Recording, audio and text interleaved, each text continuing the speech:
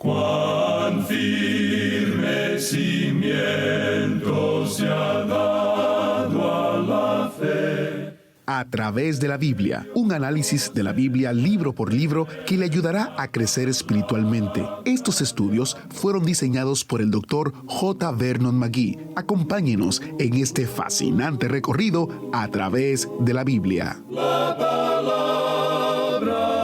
de Dios. El odio y la decepción. Estos son temas comunes a través de la historia, la bisagra sobre la cual se levanta y se cae el poder. Hoy, en A través de la Biblia, vemos claramente la fuente de ambos. Bienvenido a nuestro estudio bíblico en el libro de Apocalipsis. Estamos en el estudio muy significativo del capítulo 12 de esta semana, examinando los 7 símbolos que toman la escena en el gran drama de la tribulación. En algunas maneras, esta temporada malvada sobre la tierra revela algunas verdades. Por ejemplo, por miles de años, Satanás ha estado disfrazado de ángel de luz, escondiendo su verdadera identidad. Le veremos ahora por lo que es en verdad, un dragón rojo. Rojo enfatizando su carácter asesino, sediento de sangre por toda la historia, y un dragón, símbolo de su comportamiento intensamente cruel. Pero mucha gente vive en oscuridad porque Satanás los ha cegado. Están cautivados por sus mentiras y estrategias inteligentes. Pero mientras se enseña la palabra de Dios y se mueve el poder del Espíritu de Dios, las vidas de las personas están cambiando.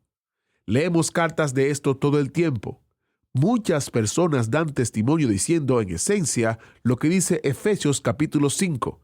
En otro tiempo yo estaba en tinieblas, pero ahora estoy en la luz del Señor. Alabado sea Dios. Ahora iniciemos nuestro tiempo de estudio en oración. Padre eterno, abre nuestros ojos para ver esta batalla con el mal por lo que realmente es. Saca a la luz cualquiera de las maneras en que estamos siendo engañados.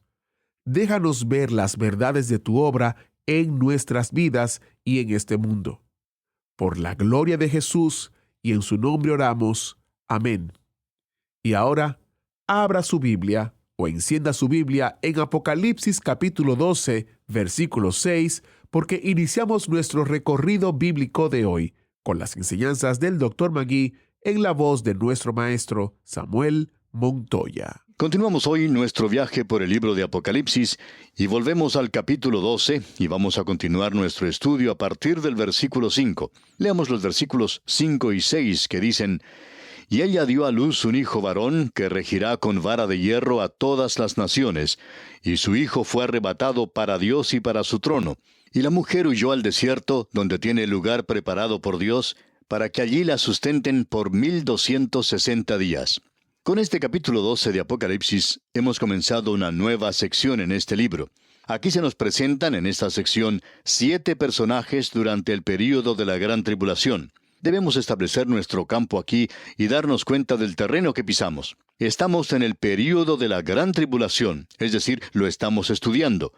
Confiamos en que usted y yo no debamos pasar por este período de la Gran Tribulación. Decimos confiamos porque creemos que la palabra de Dios nos enseña que nosotros, los creyentes en Cristo, salvados por su sacrificio expiatorio, no vamos a pasar, no vamos a estar en el período de la Gran Tribulación, y nos estamos refiriendo, por supuesto, a la iglesia. Aquí se nos presenta entonces a estos 7 personajes. Primero debemos identificarlos y luego presentarlos ante usted. En nuestro programa anterior vimos a una mujer y la identificamos como Israel, y hablamos de la parte destacada que Israel jugará en ese período de la Gran Tribulación. La iglesia es quitada y Dios nuevamente regresa a esta nación. Tenemos luego al dragón escarlata, y a él lo identificamos como Satanás. No hubo falta de mucho estudio para ver esto, porque se nos dice aquí que este dragón escarlata es Satanás. Lo presentamos a él como al enemigo del pueblo de Dios. Luego vimos al hijo de esta mujer, y eso lo tenemos en estos 2 versículos con los cuales comenzamos nuestro estudio de hoy, los versículos 5 y 6. La mujer y este hijo varón. La mujer, por supuesto, como ya dijimos, es Israel y el hijo varón es Cristo. Hasta aquí llegamos en nuestro programa anterior, donde confiamos que usted pudo identificarle. Queremos ahora que usted note algo que es bastante importante. Debemos verle a él como aquel que es el pastor que viene a regir a las naciones con vara de hierro. Él es aquel que viene del linaje de David a ocupar el trono de David y a regir sobre este mundo. Él dominará toda la enemistad, toda la rebelión, toda la oposición que existe sobre la tierra. ¿Cómo? Bueno, hemos leído que dice, los quebrantarás con vara de hierro, como vasija de alfarero los desmenuzarás. Si usted tiene una mejor manera de hacerlo, quizá nos pueda decir. Si esta gente que solo habla de la paz presentara algún programa que diera resultado, entonces no habría necesidad de dominar la rebelión con algo de violencia. Pero no hay otra manera de hacerlo. ¿Cómo cree usted que Cristo vendrá a ocupar el poder de un mundo en rebelión? Supongamos que Él se apareciera de pronto en la ciudad capital de cualquier nación del mundo. ¿Piensa usted que esa gente estaría preparada para rendirse a Él y a entregarle el mundo en sus manos? Y eso incluye su propio país, amigo oyente. ¿Está su nación dispuesta a entregarse a Jesucristo? Amigo oyente, si usted dice que sí, entonces permítanos preguntarle, ¿por qué no lo hace? Es que no lo pueden hacer. El mundo de hoy está en rebelión contra Él, y la única manera en que Dios puede llegar a tomar el control de todo esto es dominando esa rebelión. Si usted es de aquellos que gusta de la paz, si a usted no le gusta el derramamiento de sangre, si eso le enferma y le da náuseas, si usted aborrece la violencia y la guerra, y todos nosotros sentimos eso, pero lo interesante de todo esto es que esta es la única manera, amigo oyente, en que se puede controlar. Y Él va a gobernar, Él regirá. Eso es lo importante de notar aquí. Luego se nos dice aquí que este niño fue arrebatado para Dios y para su trono. Esta es una referencia a la ascensión de Cristo. En las epístolas tenemos un énfasis sobre la resurrección de Cristo. En el libro de Apocalipsis tenemos un énfasis sobre la ascensión de Cristo. Deberíamos decir que el protestantismo y hasta el fundamentalismo ha ignorado la ascensión de Cristo. Esa es la razón por la cual no se ha dado suficiente énfasis en los círculos fundamentales en cuanto al presente ministerio de Cristo, y que es solo algo reciente que hemos llegado a enfatizar de esta manera en este programa. Debemos reconocer eso. Bien, veamos algunos pasajes de las Escrituras. En el libro de los Hechos de los Apóstoles, capítulo 1, versículos 9 al 11, leemos, «Y habiendo dicho estas cosas, viéndolo ellos, fue alzado y le recibió una nube que le ocultó de sus ojos.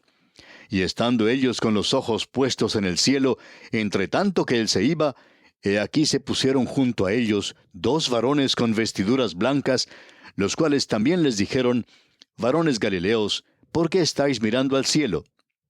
Este mismo Jesús que ha sido tomado de vosotros al cielo, así vendrá como le habéis visto ir al cielo».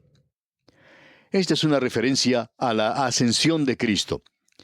Y este libro de Apocalipsis es la revelación del Cristo ascendido, del Cristo glorificado, del Cristo que viene en gloria. El libro de Apocalipsis se basa en el hecho de que Él ha ascendido.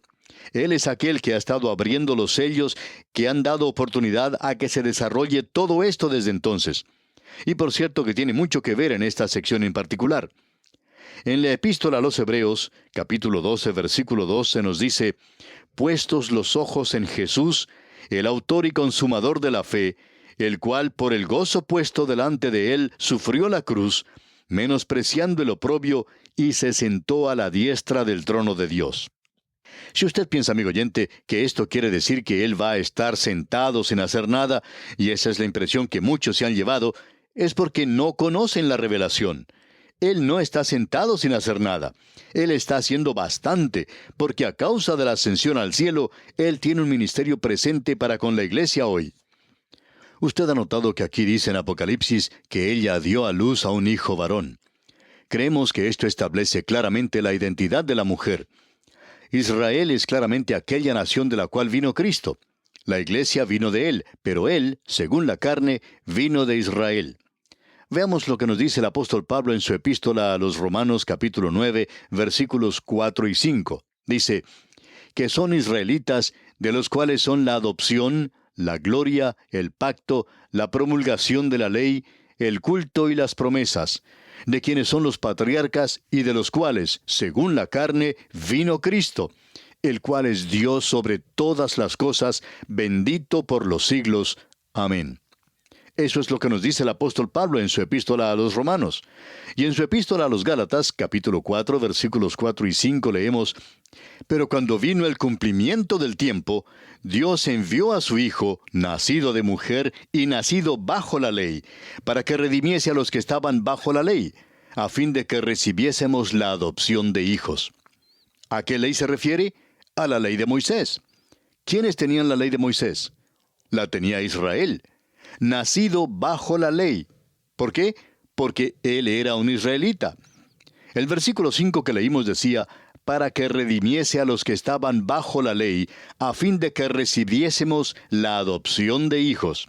Y luego en el capítulo 3 de la misma epístola a los Gálatas, versículo 16, leemos: Ahora bien, a Abraham fueron hechas las promesas y a su simiente. No dice y a las simientes, como si hablase de muchos, sino como de uno, y a tu simiente, la cual es Cristo. Dios le dijo a Abraham, antes de que la nación llegara a existir: yo haré de ti una gran nación, y a través de la nación enviaré una semilla, una simiente, no varias, sino una. Y esta simiente es Cristo. Ya hemos visto lo que nos dice Isaías en el capítulo 9, versículo 6. Porque un niño nos es nacido, hijo nos es dado, y el principado sobre su hombro, y se llamará su nombre Admirable, Consejero, Dios fuerte, Padre eterno, Príncipe de paz. En esta palabra nos se hace referencia a la nación de Israel. Isaías era un israelita. Él estaba hablando a esa nación. Él no le estaba hablando ni a la iglesia ni a los gentiles. Él estaba hablándole a Israel. Bien, sigamos adelante en nuestra lectura en Apocalipsis y vamos a identificar ahora a otro personaje, y esta vez es el arcángel Miguel. Él lucha contra el dragón. Los versículos 7 al 9 de este capítulo 12 de Apocalipsis nos dicen: Después hubo una gran batalla en el cielo. Miguel y sus ángeles luchaban contra el dragón, y luchaban el dragón y sus ángeles. Pero no prevalecieron, ni se halló ya lugar para ellos en el cielo. Y fue lanzado fuera el gran dragón, la serpiente antigua, que se llama Diablo y Satanás, el cual engaña al mundo entero. Fue arrojado a la tierra, y sus ángeles fueron arrojados con él. Aquí tenemos una revelación sorprendente, una guerra en el cielo. Y las Naciones Unidas no pueden hacer nada en cuanto a esto, no más de lo que pueden hacer en cualquier otra guerra que ha tenido lugar desde que llegó a formarse. Es difícil imaginarse que haya una guerra en el cielo, pero Satanás aún tiene acceso al cielo, y mientras lo tenga, habrá problemas.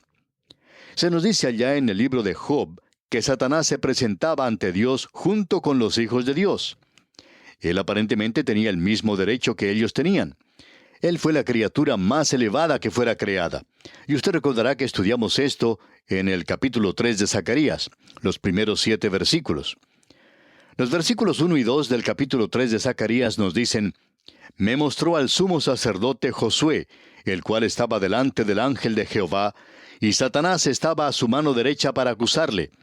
Y dijo Jehová a Satanás: Jehová te reprenda, oh Satanás. Jehová que ha escogido a Jerusalén te reprenda. ¿No es este un tizón arrebatado del incendio? Vemos que él tenía acceso a Dios. Él es capaz de tener comunicación con Dios. En el Evangelio según San Lucas, capítulo 22, versículo 31, leemos: Dijo también el Señor: Simón, Simón, he aquí Satanás os ha pedido para zarandearos como a trigo. No creemos que él haya enviado un telegrama a Dios.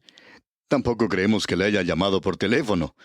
Él era capaz de entrar a la misma presencia de Dios, y él pidió que se le diera la oportunidad de probar a Simón Pedro. Él creía que podría atraparle, y a él se le dio ese permiso. Miguel aquí es el arcángel. Queremos que usted tome nota de esto, amigo oyente. Eso se nos indica en el libro de Judas, versículo 9, donde dice: Pero cuando el arcángel Miguel contendía con el diablo, disputando con él por el cuerpo de Moisés, no se atrevió a proferir juicio de maldición contra él, sino que dijo: El Señor te reprenda. Estamos seguros que debe haber otros arcángeles, pero si usted ve lo que dice el libro de Daniel, encontrará allí que también Miguel es mencionado.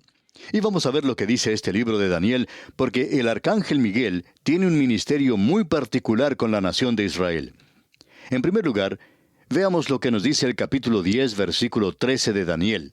Dice: «Mas el príncipe del reino de Persia se me opuso durante 21 días. Pero he aquí Miguel, uno de los principales príncipes, vino para ayudarme, y quedé allí con los reyes de Persia». Aparentemente hay otros ángeles, pero él es aquel que se nos presenta, y también Gabriel, y ellos son los únicos que conocemos. Ahora, en el versículo 21 de este mismo capítulo 10 de Daniel leemos: «Pero yo te declararé lo que está escrito en el libro de la verdad, y ninguno me ayuda contra ellos, sino Miguel, vuestro príncipe».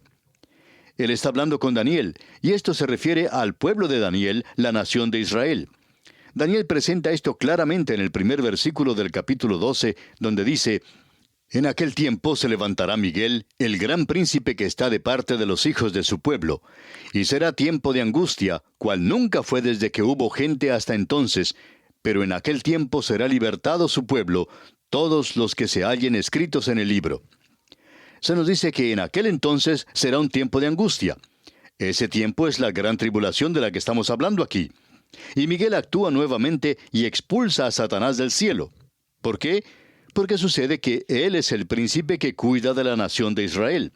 Esto es algo tremendo y supera toda descripción. Ahora, en Apocalipsis se nos dice que hubo una gran batalla en el cielo. Satanás no va a retirarse fácilmente, pero Miguel y sus ángeles prevalecieron, y Satanás y sus ángeles fueron arrojados del cielo.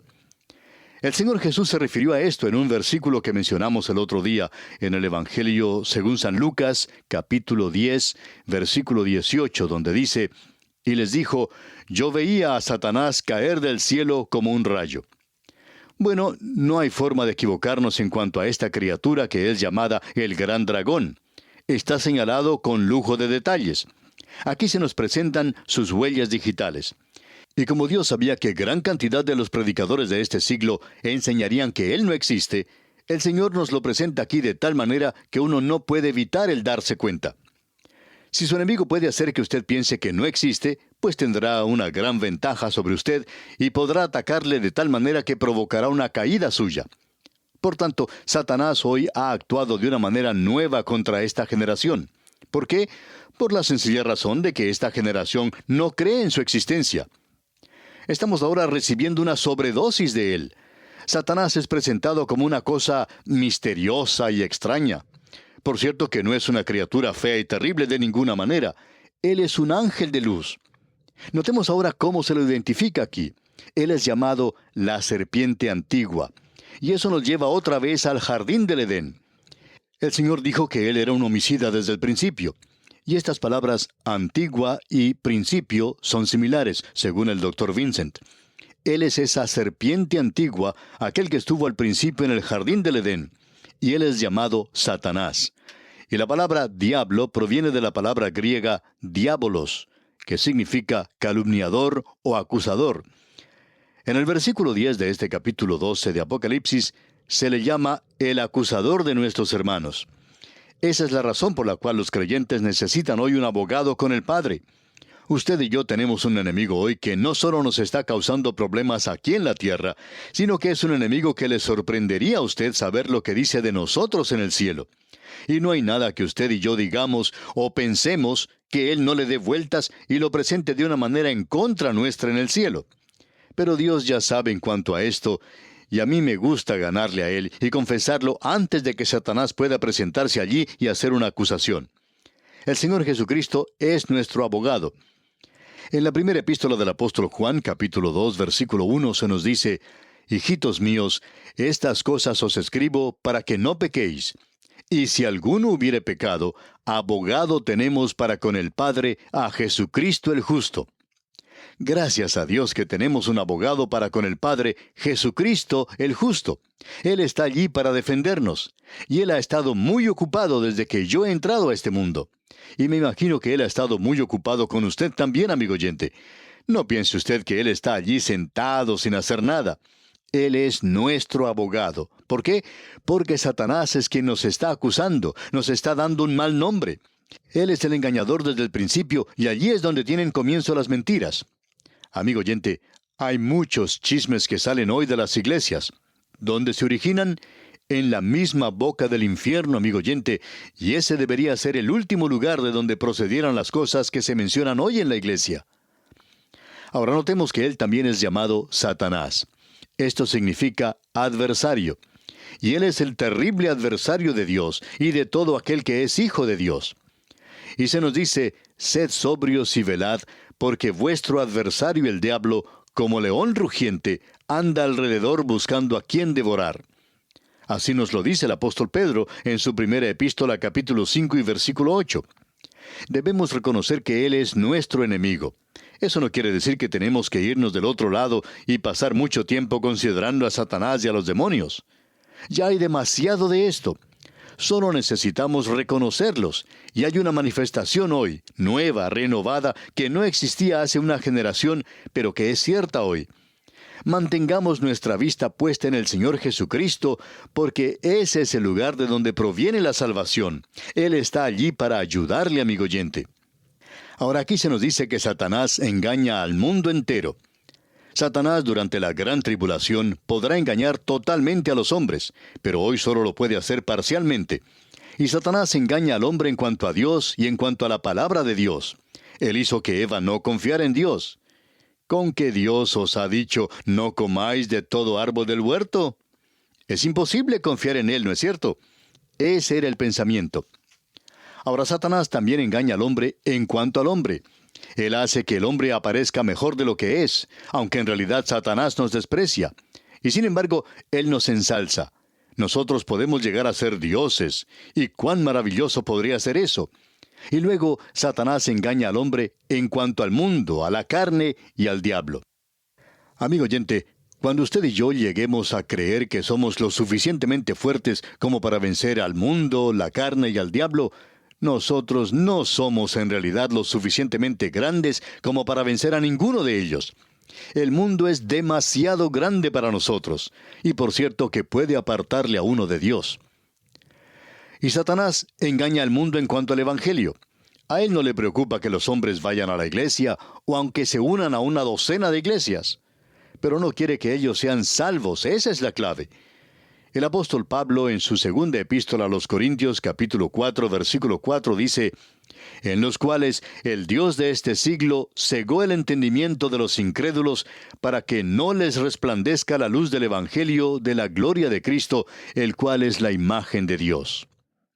Satanás debe ser temido como un león, amigo oyente. Él tiene que ser temido también como una serpiente, y él tiene que ser más temido aún como ángel de luz. Allí es donde él atrapa a multitudes hoy. Bien, amigo oyente, vamos a detenernos aquí por hoy. Dios mediante, en nuestro próximo programa, comenzaremos nuestro estudio en el versículo 10 de este capítulo 12 de Apocalipsis, y estamos seguros que usted querrá acompañarnos. Que Dios le bendiga. Es nuestra más ferviente oración. Agradecemos que nos acompañara en el estudio de hoy. Le invitamos a que visite nuestro sitio en internet a través de la biblia.org. Ahí puede suscribirse para recibir las notas y bosquejos de lo que estamos estudiando y noticias del ministerio. También encontrará la variedad de libros y materiales gratuitos que tenemos para usted. El sitio es a través de la biblia.org. Todo lo que hacemos es posible gracias al Señor y a personas como usted que se unen a nosotros en la obra de llevar la palabra entera al mundo entero. A través de la Biblia es una producción de Radio Transmundial.